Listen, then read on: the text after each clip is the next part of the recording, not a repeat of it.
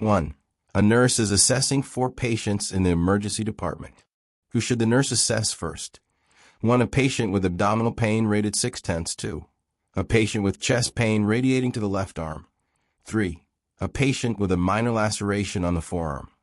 4. A patient with nausea and vomiting for 2 days. Answer. The nurse should assess the patient with chest pain radiating to the left arm first. Rationale. Chest pain radiating to the left arm indicates possible myocardial infarction, which is life-threatening and requires immediate assessment and intervention. 2. The nurse is performing a health assessment on an elderly patient, which finding requires immediate action. 1. Blood pressure of 148/88 mmHg2. Respiratory rate of 30 breaths per minute. 3. Pulse of 86 BPM. 4. Temperature of 37.5 degrees Celsius. Answer. The nurse should immediately address the respiratory rate of 30 breaths per minute. Rationale. A respiratory rate above 20 is abnormal and indicates respiratory distress, which requires prompt evaluation and intervention. 3. During an abdominal assessment, the nurse notes absent bowel sounds in all 4 quadrants after listening for 5 minutes. What is the priority nursing action? 1. Document findings. 2. Notify the healthcare provider immediately. 3. Palpate the abdomen firmly. 4. Encourage oral fluids. Answer. The nurse should notify the healthcare provider immediately. Rationale. Absent bowel sounds may indicate a bowel obstruction or paralytic ileus, which requires prompt medical attention. 4. A nurse assesses a postoperative patient who reports calf pain and swelling. What is the most appropriate nursing action? 1. Massage the calf. 2. Elevate the leg. 3. Assess for homosign. 4. Notify the healthcare provider. Answer. The nurse should notify the healthcare provider. Rationale.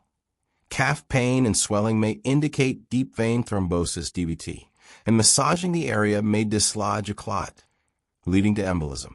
Immediate medical evaluation is necessary. 5. A nurse is assessing a patient's skin and notices a non-blanchable red area over the sacrum. What is the nurse's priority action? 1. Reposition the patient every 2 hours. 2. Apply a moisture barrier cream. 3. Notify the wound care nurse. 4. Document the finding. Answer. The nurse should reposition the patient every 2 hours. Rationale. A non-blanchable red area indicates stage 1 pressure injury. Frequent repositioning is essential to prevent further tissue damage. 6. While assessing a patient's pupils, the nurse observes unequal pupil size. What is the most appropriate initial action? 1. Document the finding. 2. Assess for recent eye surgery. 3. Perform a full neurological assessment. 4. Notify the healthcare provider immediately. Answer. The nurse should perform a full neurological assessment. Rationale. Unequal pupils and isochoria may indicate increased intracranial pressure or neurological injury. A complete neurological assessment helps identify any other signs of deterioration. 7. A nurse is assessing a patient with a head injury, which finding requires immediate intervention. 1. Headache. 2. Nausea. 3. Projectile vomiting. 4. Dizziness. Answer. The nurse should immediately intervene for projectile vomiting. Rationale. Projectile vomiting is a sign of increased intracranial pressure, which is a medical emergency requiring prompt action. 8. The nurse is assessing a patient with chronic obstructive pulmonary disease, COPD. Which finding is most concerning? 1. Barrel-shaped chest. 2. Clubbing of fingers. 3. Oxygen saturation of 82%. 4. Use of accessory muscles. Answer. The most concerning finding is an oxygen saturation of 82%. Rationale. An oxygen saturation below 90% indicates hypoxemia and requires immediate intervention to improve oxygenation. 9. During a cardiovascular assessment, the nurse identifies a new-onset, irregular heart rhythm. What is the priority nursing action? 1. Continue with the assessment. 2. Notify the healthcare provider immediately. 3. Encourage deep breathing. 4. Document and monitor. Answer. The nurse should notify the healthcare provider immediately. Rationale. A new-onset irregular rhythm may indicate a cardiac arrhythmia, which can compromise perfusion and requires prompt evaluation. 10. A nurse is assessing a patient's lungs and hears high-pitched wheezing during inspiration and expiration. What is the best action? 1. Encourage coughing. 2. Assess oxygen saturation. 3. Notify the healthcare provider. 4. Apply a warm compress. Answer. The nurse should assess oxygen saturation. Rationale. Wheezing indicates airway narrowing or obstruction. Assessing oxygen saturation helps determine the severity of respiratory compromise. 11. The nurse is assessing a patient's hydration status. Which finding most accurately reflects fluid volume deficit? 1. Dry mucous membranes. 2. Low urine output. 3. Decreased skin turgor. 4. Sudden weight loss. Answer. Sudden weight loss most accurately reflects fluid volume deficit. Rationale. Weight change is the most reliable indicator of fluid volume changes in the body, more so than isolated physical signs.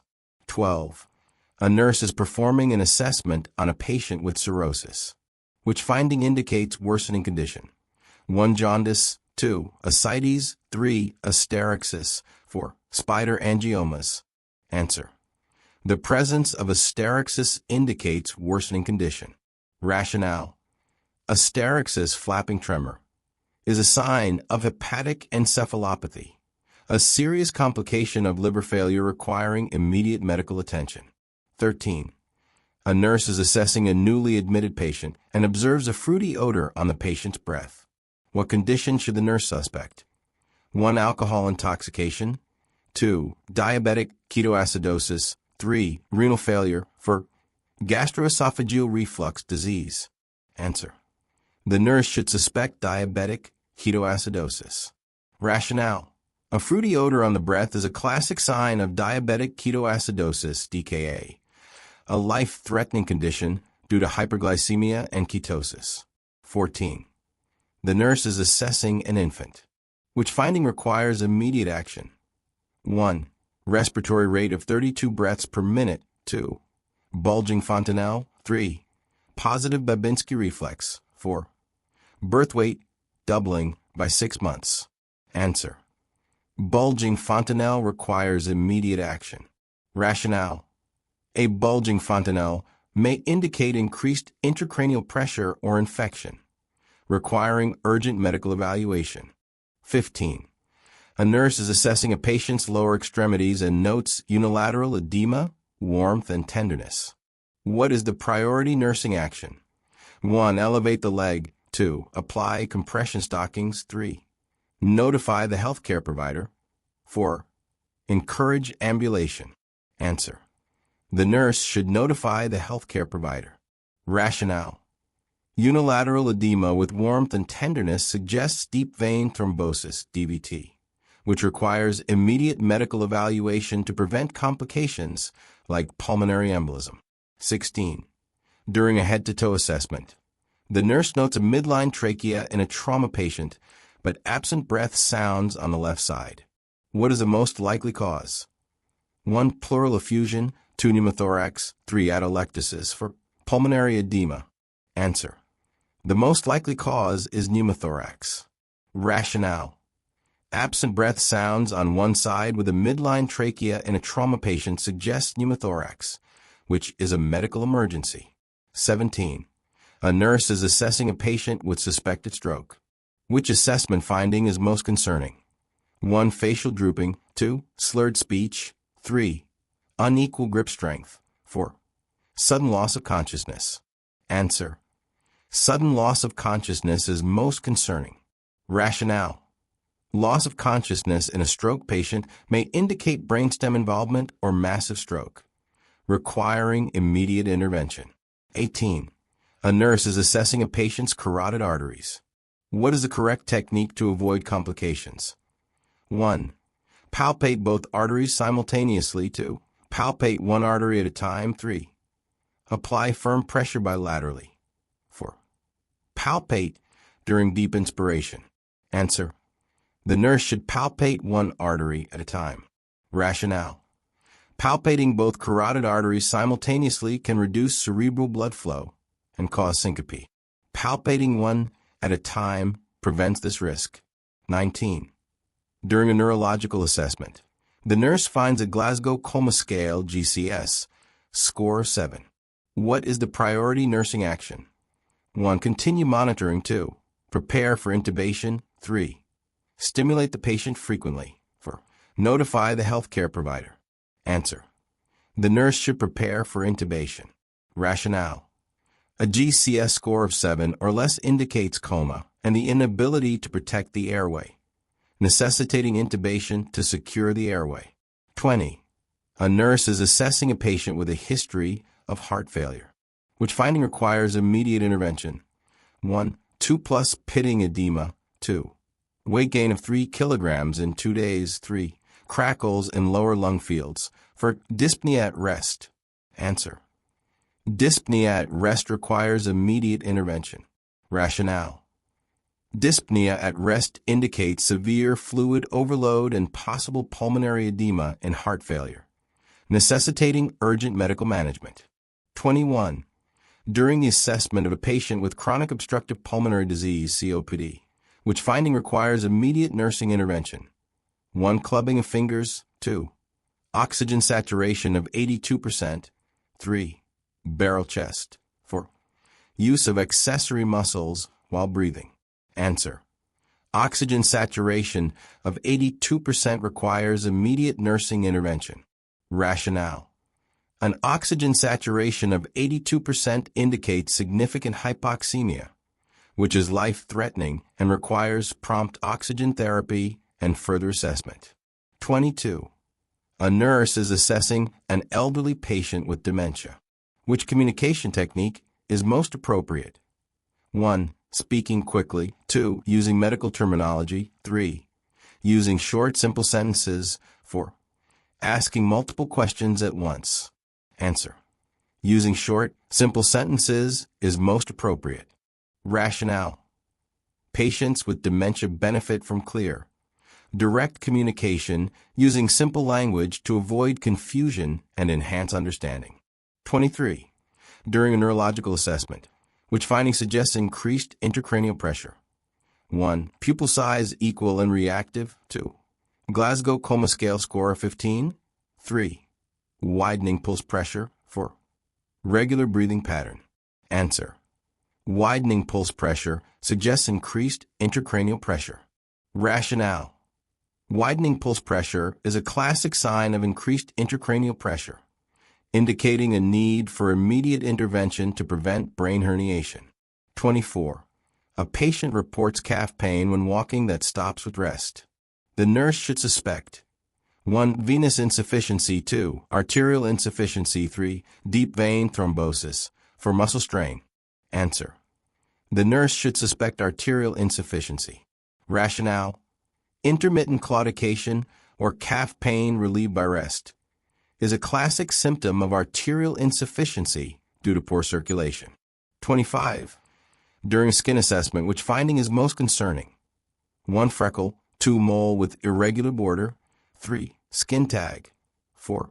Smooth, round mole. Answer: mole with irregular border is most concerning. Rationale: irregular borders, asymmetry, and color changes in a mole are warning signs of melanoma, requiring further evaluation. 26. In assessing a patient with heart failure, which finding requires immediate attention. 1. 2+ pitting edema in ankles. 2. Crackles in bilateral lower lungs. 3. Jugular vein distension. 4. Pink frothy sputum. Answer: pink frothy sputum requires immediate attention. Rationale: pink frothy sputum indicates pulmonary edema, a medical emergency requiring urgent intervention. 27. The nurse is assessing a postoperative abdominal surgery patient. Which assessment finding indicates the possible presence of a paralytic ileus? 1. Active bowel sounds. 2. Patient passing flatus. 3. Absent bowel sounds. 4. Soft, non-distended abdomen. Answer. Absent bowel sounds indicate the possible presence of a paralytic ileus. Rationale. Absence of bowel sounds postoperatively suggests a lack of intestinal motility, requiring medical attention. 28. While assessing a patient's thyroid gland, the nurse notes an enlarged, non-tender mass. The priority action is to 1. Document the finding. 2. Notify the healthcare provider. 3. Palpate the mass vigorously. 4. Reassess later. Answer. Notify the healthcare provider is a priority action. Rationale. Thyroid enlargement may indicate goiter or tumor, requiring medical evaluation and diagnostic testing. 29. A nurse performing a cardiovascular assessment notes a bruit over the carotid artery. The most appropriate action is to 1. Massage the artery. 2. Notify the healthcare provider. 3. Apply pressure to the artery. 4. Continue assessment without concern. Answer. Notify the healthcare provider is the most appropriate action. Rationale. A bruit indicates turbulent blood flow and possible arterial narrowing, requiring further investigation to prevent stroke. 30. The nurse is assessing for deep vein thrombosis (DVT). Which physical finding would most support this diagnosis? 1. Bilateral leg swelling. 2. Unilateral leg swelling with pain. 3. Redness over both calves. 4. Decreased pedal pulses bilaterally. Answer. Unilateral leg swelling with pain would most support this diagnosis. Rationale. DVT typically presents with unilateral swelling, pain, warmth, and redness in the affected limb. 31. While auscultating a patient's lungs, the nurse hears high-pitched musical sounds during expiration. This finding is called 1. Crackles, Taranki. 3. Wheezing. 4. Pleural friction rub. Answer. Wheezing is the correct finding. Rationale. Wheezing is a high-pitched sound heard during expiration, commonly caused by narrowed airways such as an asthma or bronchospasm. 32. A nurse assessing a patient's pupils notes they are unequal. The priority action is to 1. Continue with the assessment. 2. Notify the healthcare provider. 3. Document as a normal finding. 4. Reassess in an hour. Answer. Notify the healthcare provider is the priority action. Rationale. Unequal pupils may indicate increased intracranial pressure or neurological damage, requiring immediate evaluation. 33. During a respiratory assessment, the nurse notes a patient's respiratory rate is 8 breaths per minute. The most appropriate nursing action is to 1. Notify the healthcare provider immediately. 2. Encourage deep breathing. 3. Document the finding. 4. Reassess in 30 minutes. Answer. Notify the healthcare provider immediately is the most appropriate action. Rationale. Bradypnea may indicate respiratory depression, especially in patients receiving opioids, requiring immediate intervention. 34. In assessing an elderly patient for dehydration, the nurse should assess for which reliable indicator. 1. Skin turgor on the hand. 2. Mucous membrane moisture. 3. Capillary refill on fingers. 4. Wrinkled skin on arms. Answer. Mucous membrane moisture is a reliable indicator. Rationale. In elderly patients, skin turgor may be unreliable due to loss of elasticity. Mucous membranes provide a more accurate assessment of hydration status. 35. During abdominal assessment, the nurse palpates a pulsating mass in the mid-abdomen. The priority nursing action is to 1. Continue to palpate. 2. Notify the healthcare provider immediately. 3. Apply pressure to the mass. 4. Document and reassess later. Answer. Notify the healthcare provider immediately is a priority action. Rationale. A pulsating abdominal mass may indicate an abdominal aortic aneurysm, which is a life-threatening emergency requiring immediate evaluation. 36. A patient reports shortness of breath when lying flat. The nurse should document this as 1. Orthopnea, 2. dyspnea, 3. tachypnea, 4. apnea. Answer: orthopnea is the correct documentation. Rationale: orthopnea refers to difficulty breathing when lying flat, often seen in patients with heart failure or pulmonary edema. 37. The nurse assessing a patient's nails observes spoon-shaped depressions. This finding suggests 1. Iron deficiency anemia, 2. fungal infection, 3. vitamin D deficiency, 4. chronic lung disease. Answer: iron deficiency anemia is suggested by this finding. Rationale: spoon-shaped nails, koilonychia, are commonly associated with iron deficiency anemia. 38. When assessing capillary refill, a refill time longer than 2 seconds indicates 1. normal perfusion, 2. adequate hydration, 3. peripheral circulation compromise, 4. hyperthermia. Answer: peripheral circulation compromise is indicated. Rationale: delayed capillary refill suggests poor peripheral perfusion, which may result from shock or vascular disease. 39. A nurse is assessing cranial nerve 7 function. The nurse should ask the patient to 1. clench the teeth, 2. shrug the shoulders, 3. smile and frown, 4. follow a moving object with eyes. Answer: smile and frown is the correct assessment. Rationale: cranial nerve 7 controls facial expressions such as smiling and frowning, and assessing these movements helps evaluate its function. 40. A nurse notes that a patient has a widened pulse pressure. This finding is most commonly associated with 1. shock, 2. cardiac tamponade, 3. hypertension, 4. dehydration. Answer: hypertension is most commonly associated with widened pulse pressure. Rationale: widened pulse pressure often results from elevated systolic pressure in hypertensive patients, indicating increased cardiovascular risk. 41. During assessment, the nurse notes jugular vein distension while the patient is in a semi-Fowler's position. This finding indicates which condition? Right-sided heart failure. Jugular vein distension is a classic sign of increased central venous pressure, often seen in right-sided heart failure. 42. The nurse auscultates a loud, blowing sound over the heart during systole. What is this sound called? Murmur. A murmur is a turbulent sound caused by abnormal blood flow through the heart valves. 43. When assessing a patient's skin, the nurse notes multiple bruises of varying stages of healing. What should the nurse suspect? Possible abuse. Bruises in various stages of healing may indicate non-accidental trauma and should be further evaluated. 44. A nurse is assessing a patient's respiratory effort and notes nasal flaring. What does this indicate? Respiratory distress. Nasal flaring is a sign of increased work of breathing and respiratory distress, especially in infants and children. 45.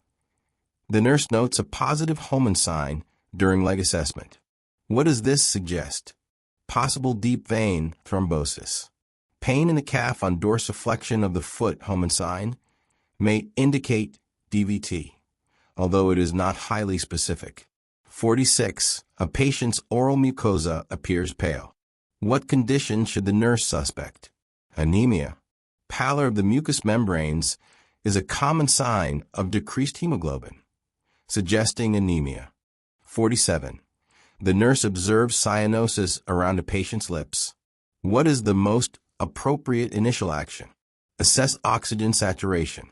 Central cyanosis indicates hypoxemia, requiring immediate assessment of oxygenation status. 48. While palpating lymph nodes, the nurse finds them hard, fixed, and non-tender. What does this suggest? Possible malignancy. Hard, fixed, non-tender lymph nodes are characteristic of cancer and require further evaluation. 49. The nurse is assessing tactile fremitus. Increased fremitus indicates which condition? Lung consolidation. Increased tactile fremitus occurs when lung tissue becomes more solid, such as with pneumonia. 50. The nurse notes a positive Phelan's test during assessment. What condition is indicated? Carpal tunnel syndrome. Phelan's test reproduces symptoms of carpal tunnel syndrome when wrists are flexed together. 51. A patient reports severe pain in the right lower quadrant with rebound tenderness. What condition does the nurse suspect? Appendicitis. Rebound tenderness in the RLQ is a classic sign of appendicitis, requiring urgent evaluation. 52. During percussion of the lungs, the nurse notes hyperresonance. What condition does this suggest? Emphysema. Hyperresonance is heard over areas of increased air, such as an emphysema or pneumothorax. 53. The nurse observes Bow's lines on a patient's nails. What does this finding indicate?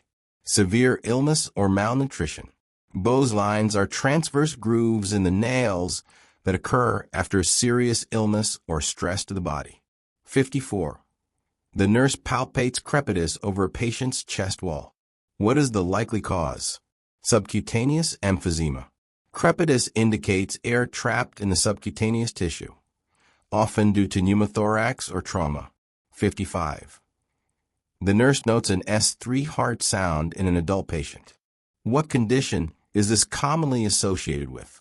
Heart failure. An S3 sound is often heard in patients with volume overload or heart failure. 56.